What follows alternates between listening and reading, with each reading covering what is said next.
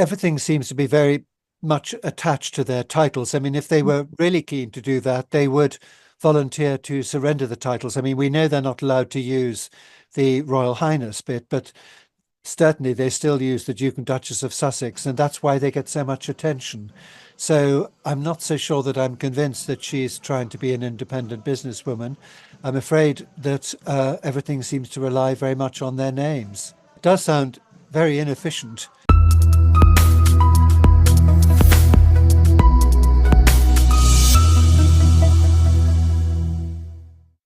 Hello, fellow squatties. Welcome to Royal Telly. I am your host, Chloe.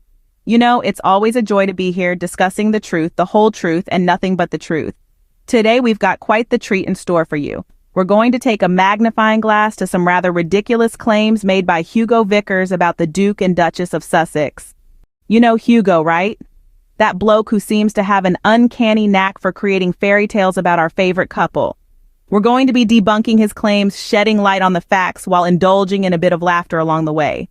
Because let's face it, some of these claims are so outrageous, they're downright hilarious. So stick around, grab your popcorn, and prepare for a joyride through the world of facts versus fiction. Let's dive right into what Mr. Vickers has been saying.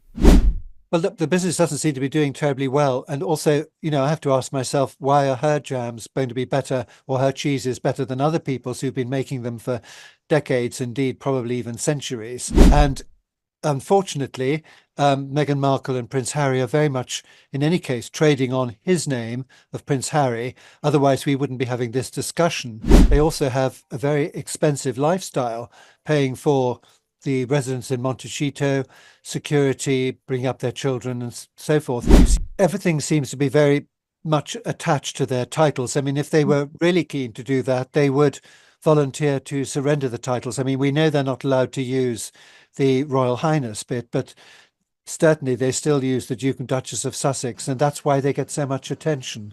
So I'm not so sure that I'm convinced that she's trying to be an independent businesswoman. I'm afraid that everything seems to rely very much on their names. First off, Hugo claims that Prince Harry and Meghan Markle are trading on their titles. Now let's take a moment to examine this assertion. The Duke and Duchess of Sussex have indeed stepped away from royal duties. But to say they are merely trading on their titles is an oversimplification that borders on the absurd. Since their departure from the royal family, the Sussexes have embarked on numerous independent ventures, each one demonstrating their commitment to making a positive impact on the world. Take Archewell, for instance, their non-profit organization. Archewell isn't a royal endeavor, it's a Sussex one. It's a platform for compassion, unity, and community, aiming to uplift and unite communities, one act of compassion at a time. Now, does that sound like a couple merely trading on their titles? I think not. Then there's Meghan's children's book, The Bench, a heartwarming tale of the special bond between fathers and sons inspired by her own family. It's a personal, creative project that has nothing to do with royal titles. And let's not forget about the Sussexes' multi-year deal with Spotify to host and produce podcasts. Their first podcast, Archewell Audio, shares powerful stories to inspire and uplift listeners.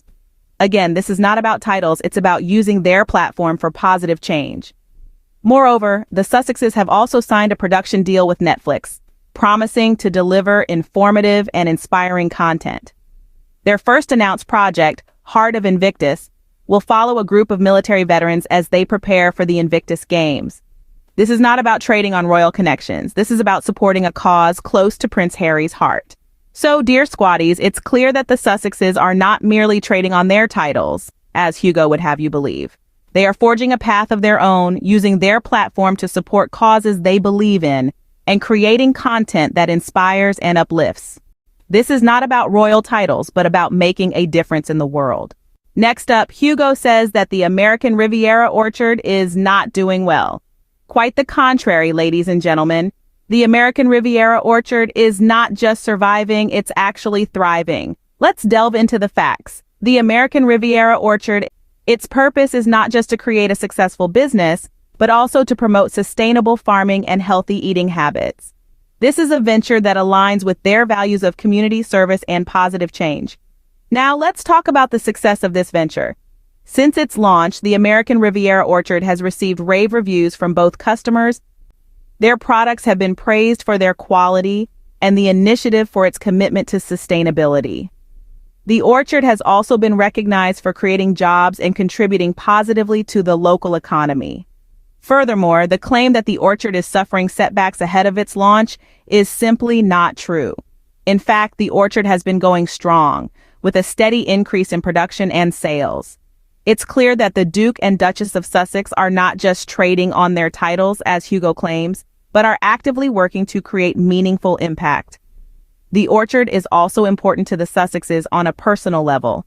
It represents their dedication to making a difference in the world. It's a testament to their commitment to environmental sustainability and healthy living. It's not just a business, it's a mission.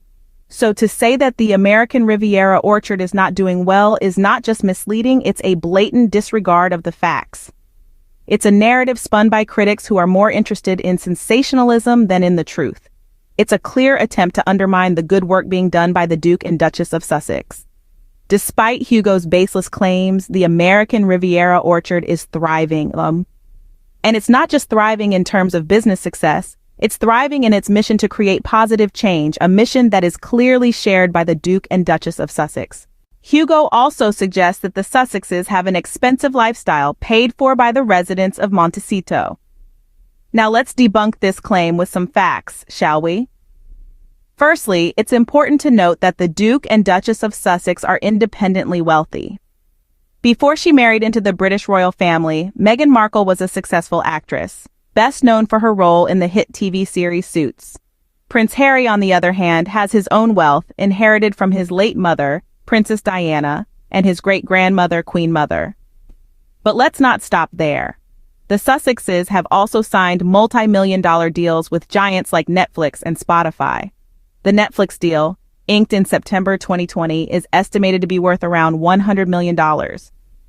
This deal allows their production company, Archewell Productions, to create documentaries, docu-series, feature films, scripted television shows, and children's programming.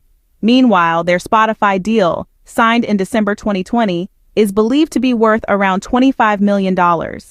This deal gives them the platform to produce and host their own podcasts under the Archewell audio banner.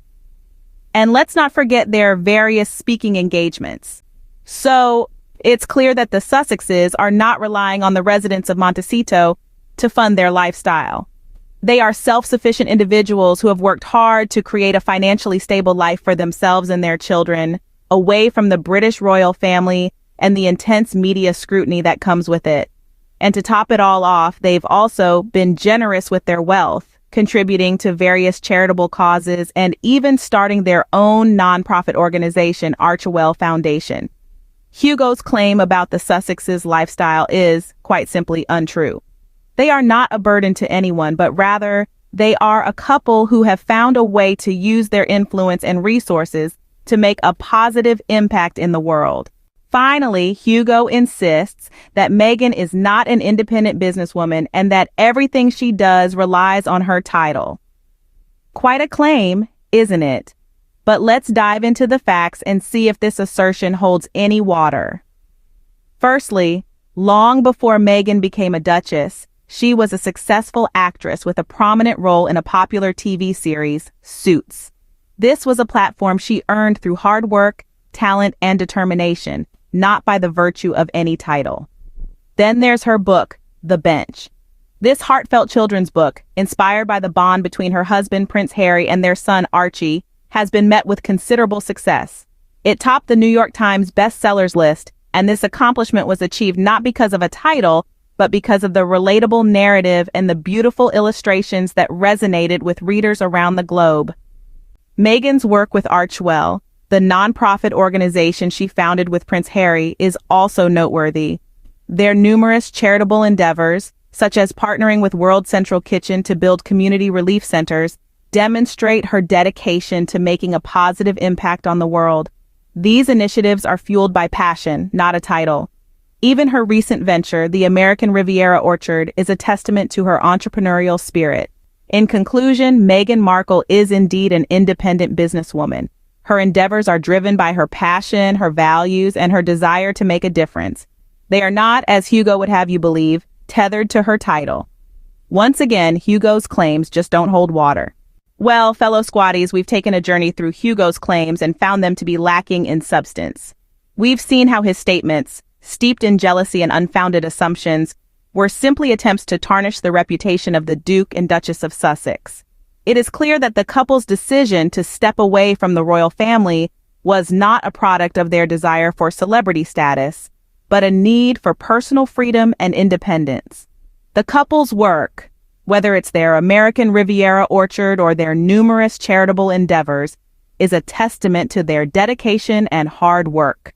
Their success doesn't rely on royal connections, but their own merit and the support they've garnered from people like us who see beyond the headlines. Thank you for watching and for standing with the Duke and Duchess of Sussex. Don't forget to like, comment, and subscribe to Royal Telly. Until next time, stay strong, squatties.